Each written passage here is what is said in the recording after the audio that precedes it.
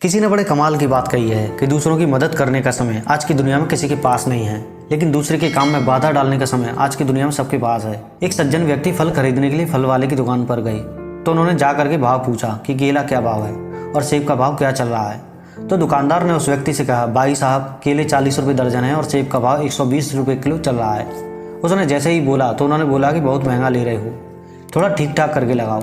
हम सब में मोल भाव की तो आदत होती ही है, वो सब चल रहा था। तभी वहाँ पर एक महिला आती है जो फटे पुराने कपड़े पहने हुए थी, और जब वो आती है और भाव पूछती है कि केले किस भाव दिए, सेब का भाव क्या चल रहा है, तो दुकानदार ने अचानक से भाव चेंज कर दिए। वो फल वाला कहता है कि मैडम जो केले के भाव हैं वो 5 रुपये दर्जन है और जो सेब है वो 25 रुपये किलो है, आप ले जाइए। तो जैसे ही ये बात पहले आए हुए भाई साहब सुनते हैं तो उनको बहुत गुस्सा आता है, मन में गालियाँ देने लगते हैं।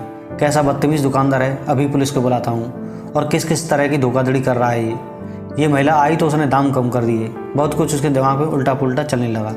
इधर जी जो महिला आई थी उसने कहा, ठीक है भाई साहब, आप हमें 2 दर्जन केले दे दो और 1 किलो सेब दे दो।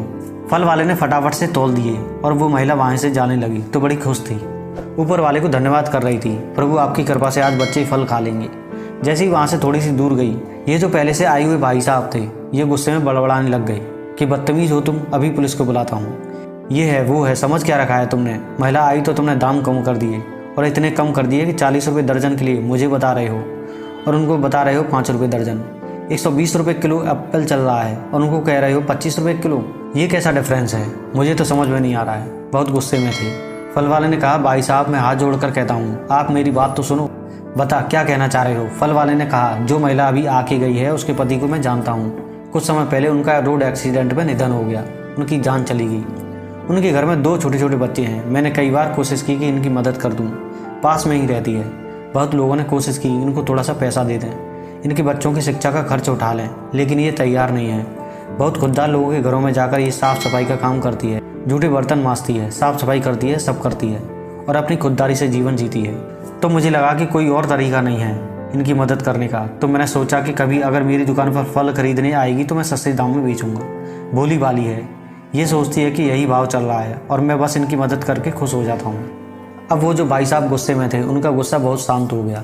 जो फल वाला था ये कहने लगा कि आप आखिरी बात सुनिए, बहुत दिनों में ये कभी कभी आती है, 20-25 दिन में एक बार, लेकिन याद रखता हूँ कि जब भी आती है मेरी दुकान पर बिक्री बहुत बढ़ जाती है।